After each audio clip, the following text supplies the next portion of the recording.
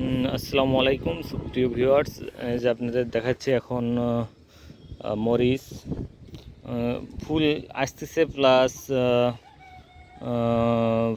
ফল set হচ্ছে। ছোট্ট একটা গাছ, এটা সাদা মরিচ হয়। দেখেন মাকড় কিন্তু খুব কম।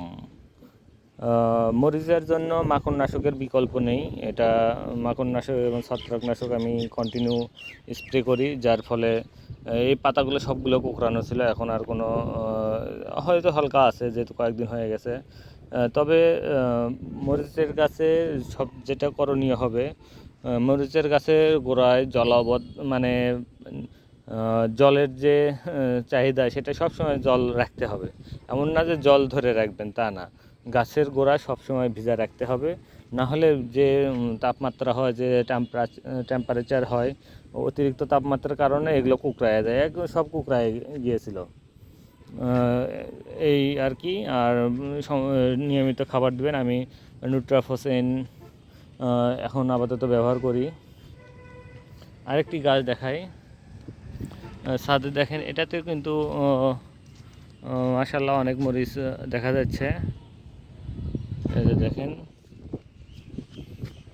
কত ফুল এবং মরিচ। ছাদ বাগানে অনায়াসে আপনারা এই সাদা মরিচ থেকে চারা করে ছাদ বাগানে আপনাদের পরিবারের যে মরিচের চাহিদা, সেইটা আর কি পূরণ করতে পারবেন। যত্ন আমি কিন্তু এরকমই নেই। পাতা একটু কুকড়াচ্ছে কয়েকদিন যাবৎ, আবার স্প্রে করা হচ্ছিল না। মানে 5-7 দিন পর, 5 দিন পর পর স্প্রে করতে হবে, এরকম একটা। আবার আরেকটা কারণ আছে, কারণ এই গাছটা যেহেতু বড় হয়েছে, এই গাছের গোড়ায় পানি ধারণ ক্ষমতা অনেকটাই কমে গেছে।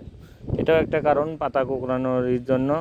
তবে ওই গাছটা, যে ছোটো গাছটা দেখালাম, ওইটাতে পানি ধারণ ক্ষমতা মাশাআল্লাহ মোটামুটি ভালো।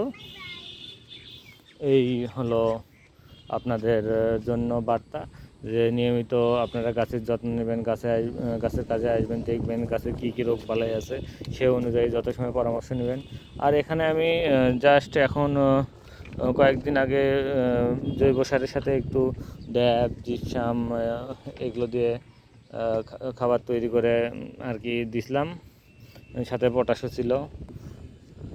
আর তেমন কিছু না, এই চলতেছে আর কি। এরপরে আমরা ছাদ বাগানে মিডিয়া তৈরি নিয়ে আপনাদের সাথে আলোচনা করব। ধন্যবাদ সবাইকে।